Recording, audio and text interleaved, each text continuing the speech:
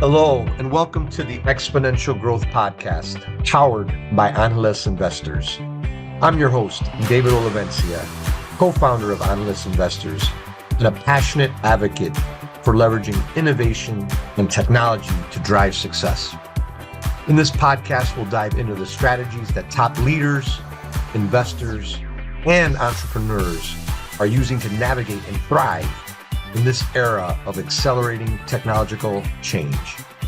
Whether you're looking to lead more effectively, make smarter investments, or understand how to harness disruptive technologies for exponential growth, this podcast is for you. Each episode will feature conversations with visionary thinkers, industry pioneers, and innovative leaders who are redefining what's possible in today's rapidly evolving world. So if you're ready to start and stay ahead of this curve, let's get started. This is Exponential Growth. All right. Well, hey, welcome to another episode of the Exponential Growth Podcast. Today we have a dear friend of mine, known him about 5 or 6 years or so, and have just watched him in his career at PNC just really take off, and what he's doing as he leads retail branch banking for PNC, but also has had leadership experiences at JPMC, many boards, as well as our military service as well. Welcome to the podcast, Jeff Martinez. Thank you, David. Proud to be here. All right, excellent, Jeff. So a lot of experience, military, financial services, and then really financial, in the leadership side. Sure. An amazing journey. I know a little bit about it, but I don't know all of it. But can you walk our listeners through your leadership journey to get all the way to you're at leading retail branch banking at PNC? Yeah. Well, thanks, David. One, again, appreciate the opportunity. I'm obviously not only a fan of you personally and what you do through Angeles and the rest of the board, but obviously a fan of exponential growth and some of the learning a lot from a lot of those that you've had on the show before. It's always very insightful. My journey, I believe there's a lot of typical or similarities to a Latino growing up from a Cuban exile, as my father, migrated in, 59, 60 from Cuba. My mom, who came from Colombia, and, just centered around what was a very warm but discipline-driven upbringing, really centered around education. And so a lot of the initial commentary or questions I get, I was like, look, I think I was surrounded by the importance of education, which has always led a curiosity within my personality. And so, similar, worked my way, as I got to college in Rutgers and, coming from a family that would say would have struggled to pay for a typical college education. And again, was fortunate to get some scholarships going through college. I did find an alternative route, which you've mentioned through the military, was joining the Army National Guard, which at the time was kind of pre-Iraq war. And so again, naive, or at the time, thought I would just take a semester off and come back and stay within my regular educational pursuit. But went into the Army, was out in Fort Sill, Oklahoma, which is the home of the artillery, and ultimately came back to Rutgers on the heels of what was the conflict overseas. And so again, as I committed to, and I'm a man of responsibility and my word, spent what would be the next 9 years across 2 tours. So I got to live in Iraq 2 full years on each separate account. So 04, 05, Northern Iraq, and 08, 09 in Southern Iraq. And a lot of that, again, I attribute a lot to my military experience. And I'd always say it was a nice balance between professional ambition. So as people say, like, hey, how was your transition so smooth? It was always not even in the back of my mind, in the front of my mind, and going through any experience saying, how can I bring this back to what ultimately my long-term goal was? Found during that time was working at Chase in college as a teller. And again, that Wow. just I didn't know worked you were for a my teller. Like I knew you'd done some things that I mean, I didn't know you were a yeah, teller and yeah. worked your way up. Wow, really Yeah, cool. so started as a part-time teller, worked with my schedule, became a full-time teller, and frankly, as my educational career or my undergraduate career came to a close, my military career had added some definitive moments in learning. I was kind of in between like what would be next. I went for business management with a focus in finance. And what I found was that I was just in love with a business that served people with a financial umbrella and kind of themes around social mobility. That was my draw. It was one career that for me I was learning as I was teaching and coaching, and that just kept me really enamored with the business. And it was what I try to say today was one where you can easily feel instant gratification by what you do within a community and their client. And so that is simple as having a one-on-one as a banker and teaching someone how to bank for the first time, the do's and don'ts, don't overdraft, save money, check your account online, here's your balances, to ultimately seeing the impacts of people purchase their first home, invested for the first time, got to a place where they were able to retire. And again, a lot of that helped me myself personally, and then so you take to a place where I now knew I loved the path I was headed, but I knew I wanted to do it in a bigger scope. And so, found myself leading branches in Manhattan and in Queens. And then I made the transition almost 12 years ago to PNC. That has just been, nothing short of a dream in terms of not only the work that we do, the broader work within our community and beyond, and the impact that we get to have on business. So leading from what would be a region, so think about that as a county, to then leading at a market level, which is like at a state level, a territory, kind of a northeast, southeast parts of the U.S., and then ultimately over now a little over the last 3 years, getting to lead the entire retail distribution. So that's almost 2,300 branches and quickly growing, and now inclusive of our acquisition of First Bank out in Colorado and Arizona, as well as our mobile branch team, sales strategy, and enable. Well, too, and like for the listeners out there, I think everybody, I'd say not everybody, but most of the listeners out there, you come across a PNC branch probably daily or every week or so you're seeing, and to know, when you think actually every time I see one, I think of you, Jeff. Thanks. So but it's just amazing growth there. And you talk about exponential growth. I mean, what you guys are Yeah, doing with these branches is amazing. I wanted to just double. I mean, I knew you'd done military service, but I didn't yeah, know you did multiple tours in Iraq. yeah, What were the key? It's got to be tough, And by the way, my father served. I have uncles that have served. I didn't, but I admire the leadership lessons. What just a handful of just things you learned, and how did that build you up as a leader, kind of going halfway around the yeah, world in the conflict, serving? Just what could you share with yeah. our listeners? Yeah, I'd say there's a couple things, and I'll give one example of maybe my biggest learning while I served. But I think you lean in on one attribute I know is resilience. There is a part you build thicker skin, where I think the military allows you to exponentially blow that out is helping others build that same level of resilience. And so as you lead in the military, you fortify your own strengths, but only in a way that you can deliver it through others. So there has to be this transferability, because I am only as good as the squad, the platoon, the company, that especially in some life or death situations. And so it becomes more about the whole, not just the individual, but you need the individual to be able to again transfer those skill sets, motivate and inspire the whole. Discipline is critical. There is things where I know I'm always on target to the end state of the mission. Like to me, there is the start, the middle, and the end of any standard operating mission statement, but it's getting to the end to me that's critical. And so either starting from the beginning and making sure you have all the equipment, people, all the intel that you need. That still is very relevant today, not just in a mission that would have been in Iraq, but hey, we want to deploy a new product. Do we want to go into a new geography? Do I have the right team? Do I have the right equipment? Do I have the right technology? Do I know everything about this geography? And so a lot of it, again, as I've digested, has allowed me to just deploy very similar with a couple pivots in what I do day to day, not only professionally, but personally as well. The one quick story was on my first tour, the way the National Guard worked was as people didn't decide to go over, so there's some that opted not to fulfill on their patriotic duties. I ended up in a much larger job with a much lower rank.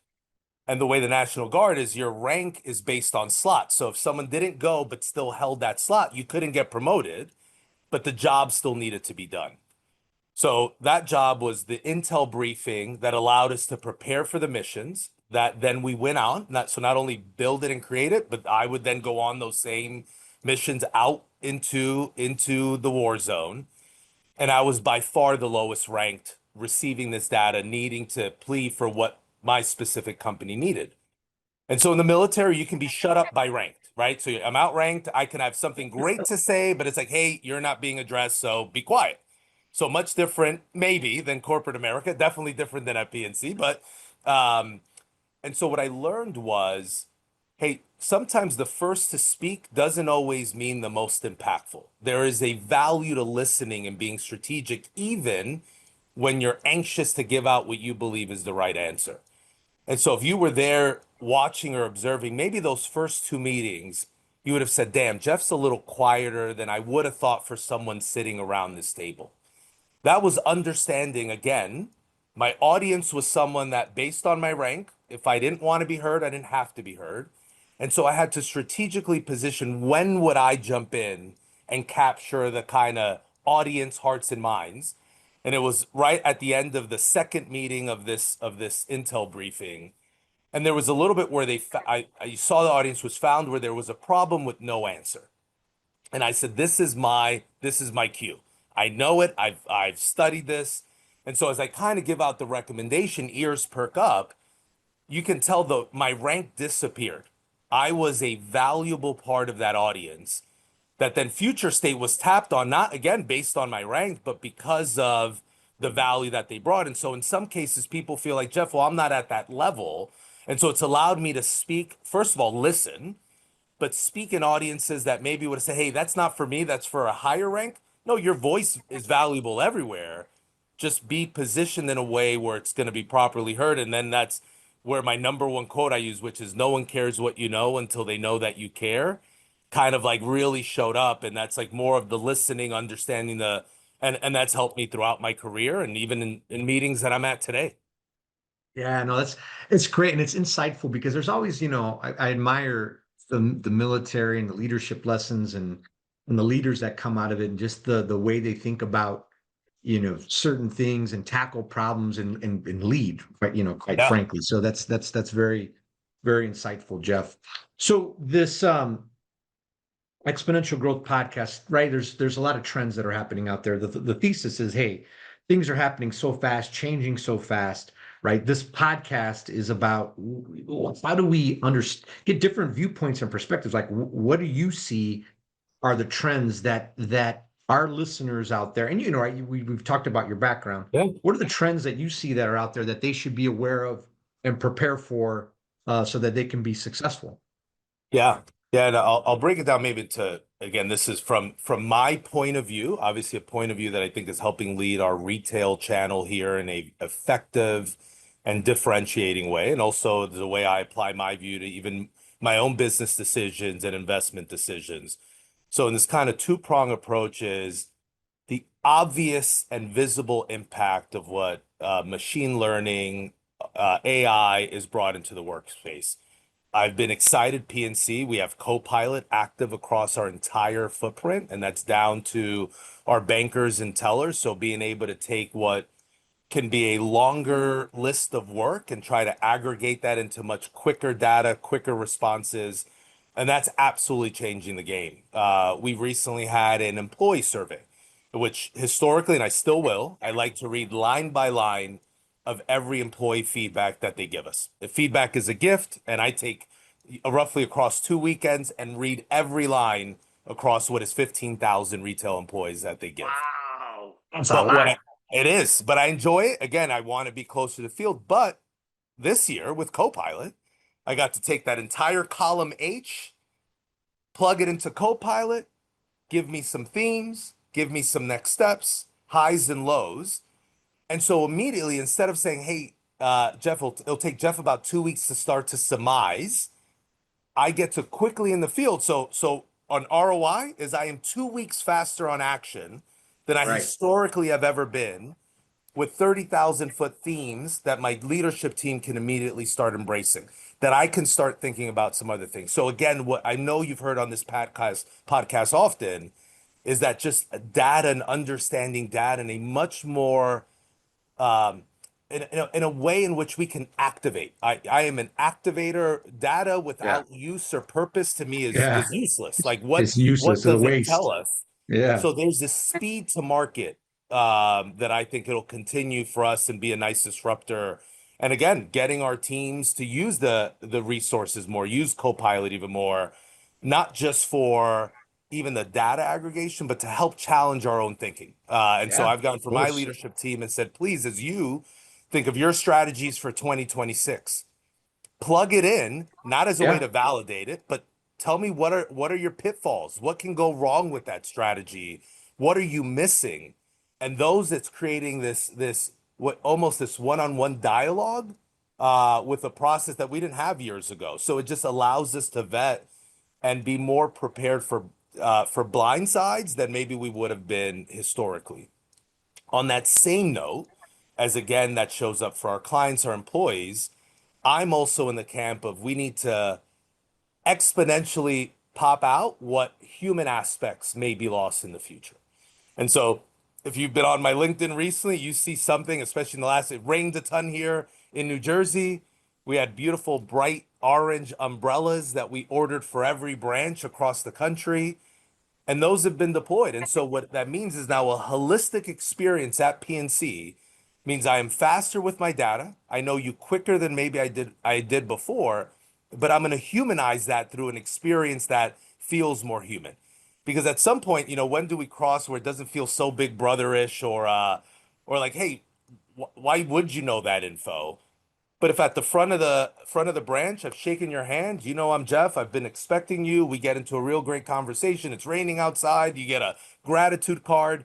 So to me, aligning it to both what technology allows us to move, but then the human, I think they just have to go hand in hand. That's my Yeah. approach. I believe in it because I think others are going to over-index too far off and just get to a place where, hey, you're right, but it doesn't feel good. Yeah. Yeah. And Yeah. I want to be right, but I want it to feel good.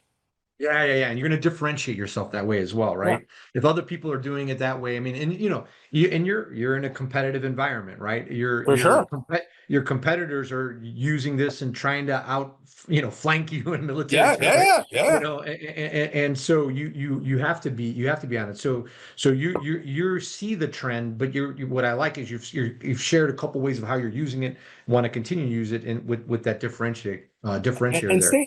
staying core to your culture, your mission, and your vision. I see what's coming as a way, like my value prop and the culture we're building isn't changing because of AI. It is accelerating because of AI.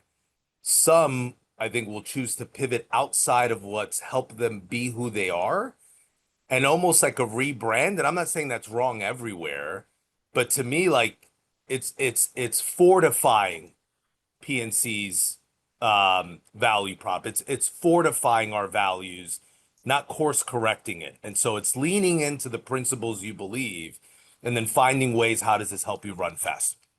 Yeah, yeah. And you pop those core beliefs, those values into AI as in the Copilot as your anchor, and then every Yeah. activity and the thing you do around that, you're making those come to Yeah. life. Even though every Um, once in a while you got to remind it again.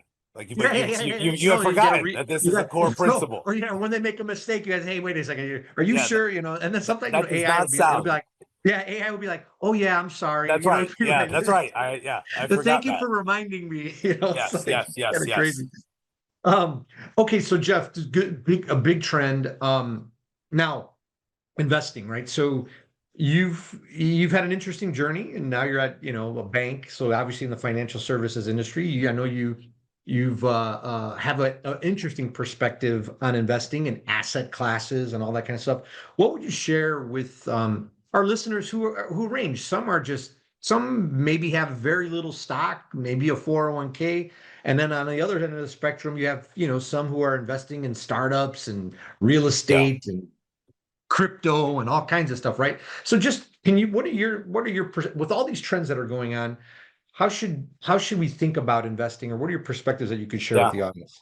Yeah, no, it's a great question and one I get asked often. I think the first and most important part is there's resources out there. And so no one, whether it's self-directed resources, that whether we use AI to help vet out our thoughts, a podcast or YouTuber that we feel has a good understanding, or your local financial institution that has a financial advisor that can help guide through retirement or obviously any big monumental changes. So the first piece for me is lean in on your resources. Like it isn't betting, even though again we know and understand that there's risk attributes at every level, and we have to understand those risks, but I think it's important to lean in on professionals that have done this and do this for their profession. I would not self-diagnose myself if I'm feeling sick.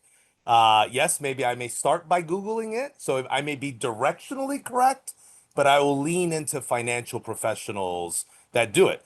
It's like, hey, Angeles, for instance, the amount of vetting that goes on before we put the 3 to 5 pitches on stage that shouldn't be done by your regular everyday individual on where they invest. We've left it to the professionals. David, you and your team, what are the 3 to 5 best options that I have?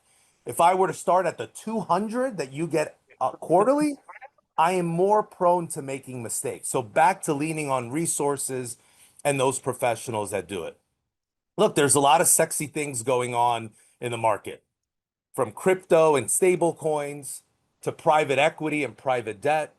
The market, we see what's happening across the market today, some new highs, some new lows.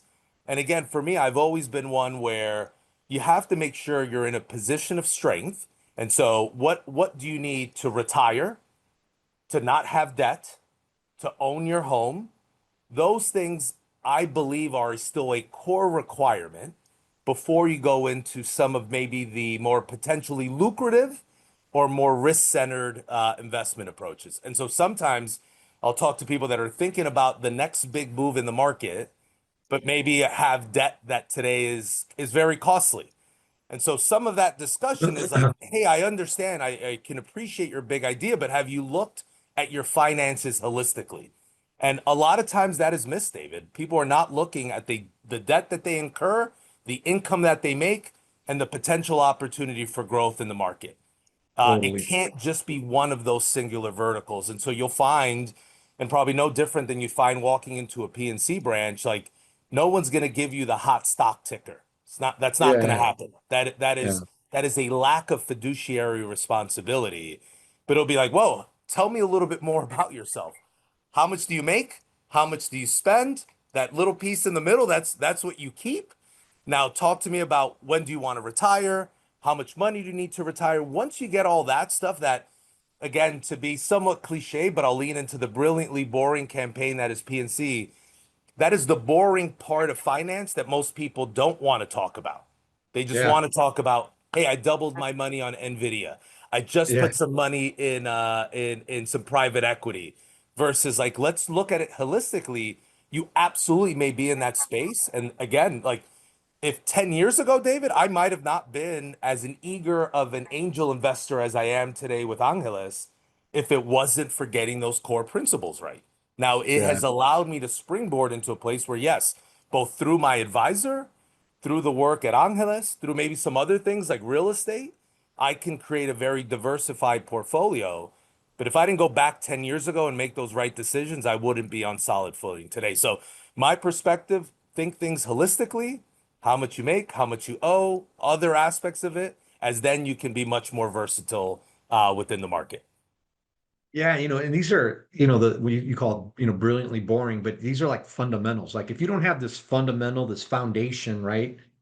set, then it's going to be tough. And I think you triggered a thought, and I was having more conversations about this. Credit cards are in the 28, 29, Is 27%. it? And there's so many people who are living paycheck to paycheck, and their credit cards are maxed, and they'll never get out of this thing. They'll Yeah. never get out Yeah. of this thing, right? And then heaven forbid they lose a job or something like that happens, right? And so so those, call it, those boring but fundamental things are vital, and it's vital for so many people because they're giving out debt, they're giving out these credit card companies. Yeah. It's kind of crazy, right? So I mean, the fact that we're at a historical high, I mean, there are parts. Consumer spending is a challenge. I think the age of social media and what we have to keep up with the Joneses is yeah, causing some psychological challenges today. And I mean, we saw the announcement from Amazon and others throughout. And again, the fact that today we don't have a clear view on the job market or labor market. There's things that are important, but the fundamentals are so critical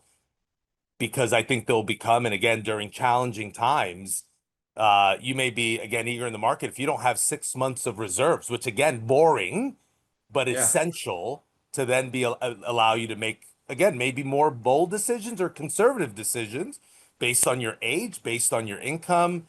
There's so many factors that I think there's a lot of internal reflection first, vetting, and then by all means, then help out your community, be philanthropic, and again, like we have with some of the portfolio companies at Angeles, believe in a company that we think can drive exponential growth. There you go. And so we talk about leadership, right? So, and we hit on a couple points on leadership, right? That you hit early on with in the military service.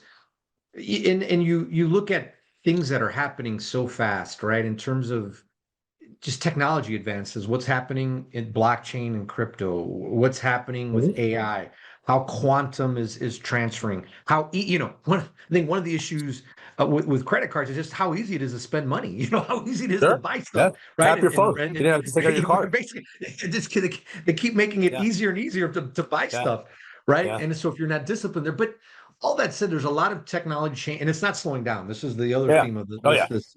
So, any other additional things that our listeners from your leadership, right? You got Yeah. financial services leadership, anything else that as you lead and lead teams, and what do you see or what do you advise our members on leadership? Yeah. I said a point earlier, but I'd probably lean on two things: curiosity and visibility. Yeah. And the purpose around curiosity is, look, I have a leadership team that hits every age bracket, early 20s to early 60s, and everyone's in their own different tech journey, and you'd be surprised who's where. So there, don't judge a book by its cover, as I've learned from plenty that are a little bit my senior and what they've been able to do and deploy and how that's helped them with business. So it is a responsibility of a leader to be curious, especially around technology, because they may not find it in the space that works for them in their day job or personally, but it will maybe potentially lack the insight that's needed for other roles that they lead. So it is the responsibility of any manager, senior leader, leader of an organization or vertical to try new things because their teams are trying new things. So it allows them to be much more relevant. It creates a level of not only confidence, but credibility. And so you have to drive curiosity for credibility, even if you ultimately say, I can understand this tool, it doesn't apply to what I do, but now I know what it does as we get in dialogue with the rest of our team. The second part around visibility is to visibly use it.